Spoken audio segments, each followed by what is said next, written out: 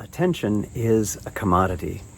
And for those of us who are getting older, there may be some challenges to control over our attention. Hi, my name is Ted Meissner, and welcome to Mindfulness Voyage. Today we're going to be talking about some research around how mindfulness can help with attention control in both younger and older audiences. Please do remember to tap that subscribe button. It helps a great deal. So, let's begin. Our guest today is Andy Kim. Andy, welcome to the podcast. I am really looking forward to our conversation today. Thank you for having me. I'm so glad that you could join us, and maybe you could kick it off by just saying a little bit about who you are, what you do in mindfulness, and where you're doing it. I'm currently a postdoctoral scholar. I'm funded by the National Institute of Aging, and I currently do my research at the University of Southern California. And I'm really what you say a cognitive neuropsychologist, and I study the brain using a lot of different tools, but mindfulness was one of the things that I wanted to do to see how it affects and changes the brain. So. Excellent. Thank you for that. And this particular research we're going to be talking about today is seems to primarily be focused on attention in Mhm, older adults. And I'm wondering why that's interesting and mhm. why that's important. Yeah, that's a great question. So, attention, it's a term that we use all the time, pay attention to things, right? But in the brain space, when we think about attention, it's how does the brain filter out relevant versus irrelevant information? So, things that are important to you, let's say you're driving and the people or other cars around you, what do you have to pay attention to? And filtering out things that may not be important. Let's say a butterfly is passing by, it may not be so important to you at the time. So that's what we define as how your brain is trying to perform its attention functions. And when we know about when people age, we find that this attention system changes and it's more oriented to task irrelevant information. So people like to say they get distracted by salient things more easily. So, and you can see how that could be detrimental in this driving example that I provided. So, one of the things that we are trying to do is understand what are the brain mechanisms that change during aging that causes this, and then are there ways to improve it using such as mindfulness is what we did in this study. Excellent. Well, let's talk a little bit about this study. How did you do what you just described? Yeah. So in our research, we measure the brain in a lot of ways. So if you can imagine like monkeys or rodent research, you sometimes people just directly go into the brain and measure, but you can't really do that with humans. So we try to measure brain function through indirect measures. MRI, magnetic resonance imaging is one of them. We do electroencephalography, measuring the electrical impulses from your brain. But this was a eye tracking study. And why? So I'm really looking at the movement of your eyes. I have an eye track. I don't know if I can show you. Can I show you? Yeah, Or sure. That would be wonderful. Please do. see if I can show you. So I'm in the testing room that we ran the study in, and this is kind of how we set it up. I'm in a Faraday cage, so it's shielded and soundproof. And you can see our eye tracking camera right here. And the people put their chin here. And I display the stimuli on the computer and I track where your eyes are moving and looking at what stimuli you look at, how fast you do that, how long you dwell on stimuli, things like that. So Yeah, using wonderful. these, yeah, I'm glad I could show Showing you. that Yeah. is terrific. Thank you for doing that because that makes a really big difference. And it just reminds, I think, many of us who wear glasses, it reminds us of being at the eye doctor's like, oh, rest my chin here. That I'm Correct. familiar Correct. with. Yeah. So Okay, yeah, so what progressed? They put people in this, you did some measurements and maybe a little bit more on the structure too. Like how, ballpark, how many people were doing this? What was that? yeah. I think the exact number. Let me look it up. Let me give you an exact number. We had 28 young adults, 20 middle-aged older adults, and 21 older adults. So around 59, 40, 69 people who participated in the study. It's Which is really great to see because it wasn't just we tested this one group of people, as Mhm. you had three different groups and different age ranges. So fascinating to see that condition worked into the parameters. Yeah, so one of the big things that in the aging research we're beginning to realize is that the middle age, 40 to 60, their brains are different from the 60 to 80. So before we used to glump older adults as just a wide 50 to let's say 90 age range, but we're starting to see changes within those groups as well. So that's why we have three groups in this case. Yeah. Excellent. So let's talk a little bit about the results. What were some of the things that you found? Yeah, it was very interesting for us because mindfulness isn't, we're not specifically mindfulness researchers per se. So we didn't know as well what we would find. And one of the things that we measure is distractibility. So if I put some very bright, salient, irrelevant distractor on the screen, do you look at that? So this is what we measure as task irrelevant distractibility.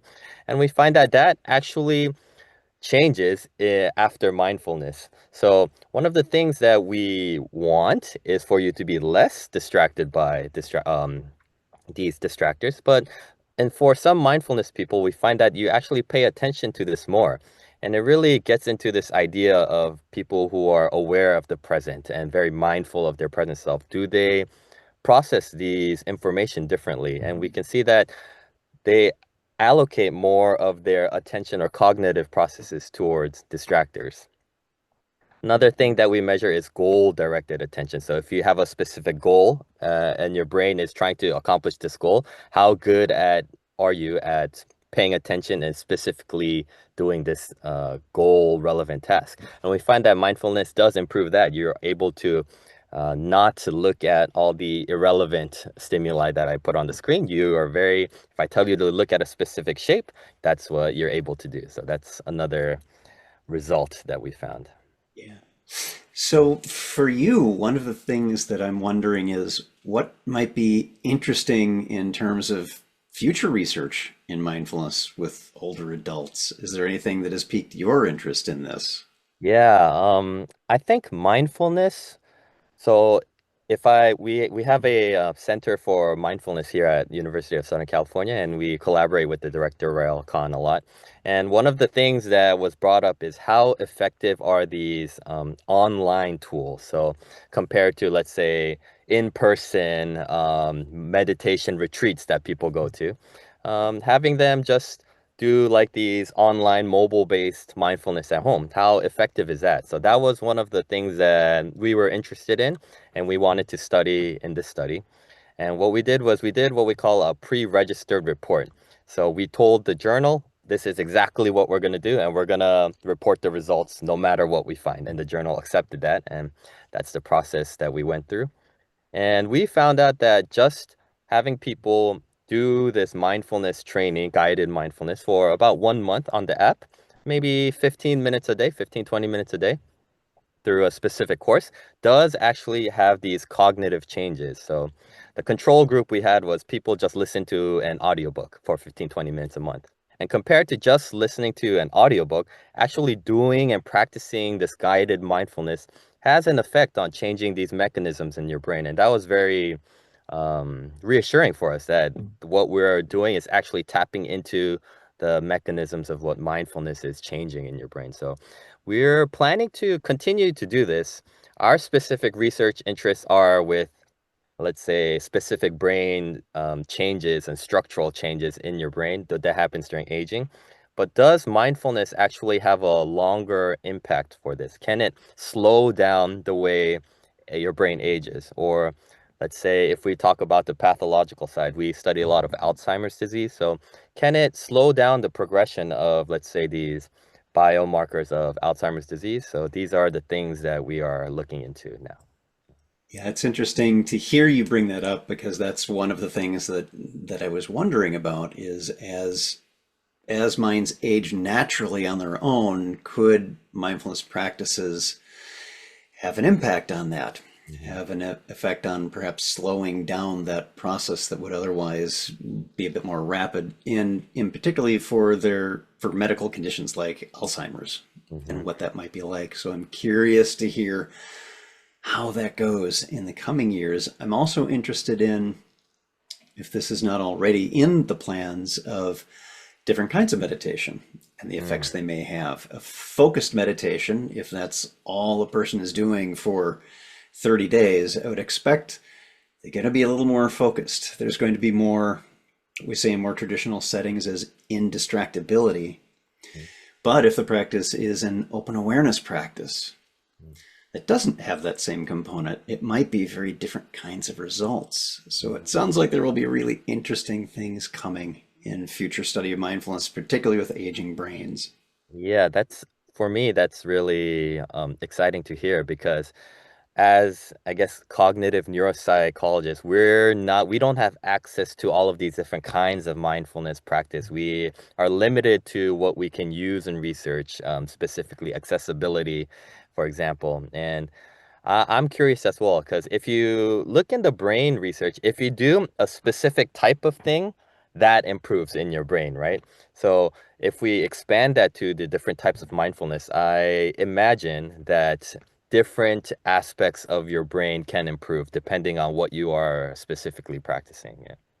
Yeah, and you bring up an excellent point here around what you're specifically practicing. And I know listeners of this podcast or viewers have heard me bring this up before and fairly recently about the app Lumosity, Hmm. which made promises around, oh, we make these cognitive improvements based on the games that we have you play, basically. Hmm. And research showed that no, it only improved your performance in those games. It didn't have a general effect. So, what Hmm. I found really interesting upon reading the research that you're doing is the measurement you have, that instrument, that physical setup you showed us, is not what the people are doing. Hmm. And it is making a difference. They're Yeah. doing guided meditations that can be measured in ways that are not, oh, I practiced that particular task, so I'm better at it. Hmm. Yes, eye tracking is, I think, one of the stronger measurements that we use in terms of reliability because a lot of research, when they measure, let's say, attention, they use questionnaires like self-report, I feel this way, or my attention was blah, blah, blah. And then you see how those changes. But your eye movements aren't something that you can really control. It's just your brain tells you to look at something or you're able to not do it. So it's very fast and precise and very reliable as we measure it. So that was one of the strengths of this study is measuring your brain through these eye movement processes and then seeing that how that can transition into general mindfulness-based, I guess, techniques. Well, eager to hear more. And Andy, please do come back in the future when you have more research on this topic. Mm. Because one of the advantages you have is that there is a mindfulness organization with really well trained teachers right there. Mm-hmm. And that is a bit different than some of the others that I'm able to connect with and interview who are doing this research and may not have that kind of access and understanding and guidance from mindfulness professionals around some unanticipated pitfalls that we might not be aware of simply because that's not our field. So I'm Mm-hmm. eager to hear more. And for those who are watching or listening, I'm going to have several links where links are found on whatever platform you are using. Our guest today, Andy Kim. Andy, thank you so much for being here. And please do come back when you have more to share. I'll be happy to update everyone when I have more. Thank you for having me. Thank you so much for being here today. I hope you were able to maintain attention throughout the entirety of the episode. Please do remember to tap that subscribe button. And remember, always, you have a choice every moment. Make it the best you can. Thanks so much, and I'll see you again soon on Mindfulness Voyage.